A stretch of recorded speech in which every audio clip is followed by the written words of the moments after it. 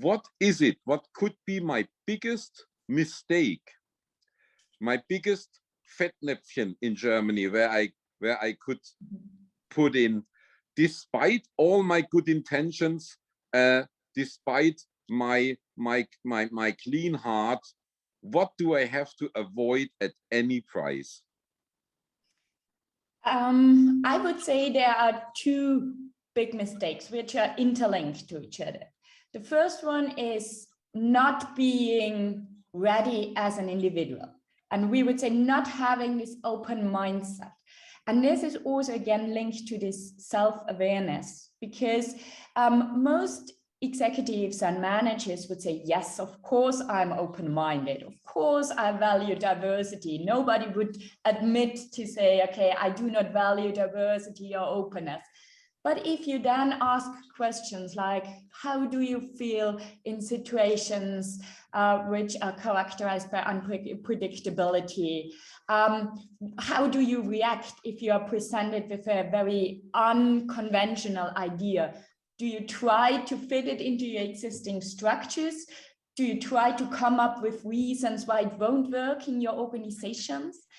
And do you really believe that people who have never worked in your organization and even have never worked in your industry can contribute with valuable ideas? Or do you think, they don't know how it works? So if you ask those questions, then managers begin to feel a little bit more uncomfortable.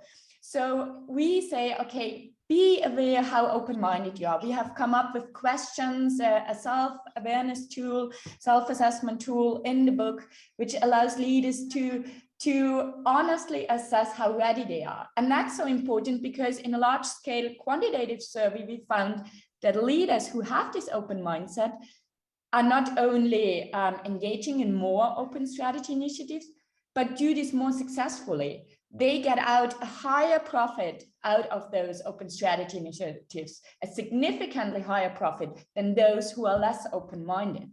So it's very important to be honest with yourself and work on your open mindset first. And then this is related to the second one, because you have to take it seriously. You have to believe in it. You have to see it as a philosophy which really is working throughout your organization. Because the worst mistake you can do is to engage people, engage employees, ask them for their contributions. They invest a lot of time and effort, raise expectations among them that they have a voice, and then don't take it seriously. So the worst thing that you can then do is not considering it at all. People don't know what happened with their suggestions. You don't have to consider them all.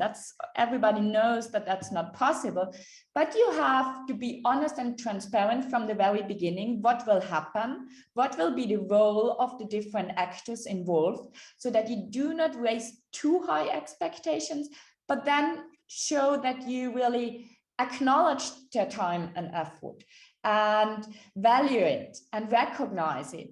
And that's very important, because if you do not do this, we have seen examples where people then get demotivated, frustrated, and even protest against it, because they say, now you have asked me, I have engaged so much, I have given you all my ideas and time, and I don't get any kind of response and feedback.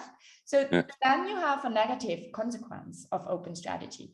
So I would say be ready and really take it seriously and support it, and be the biggest supporter of the open approach within your organization, so that that the people really see that their contribution is valued. Those are the two big issues that you have to consider to avoid mistakes.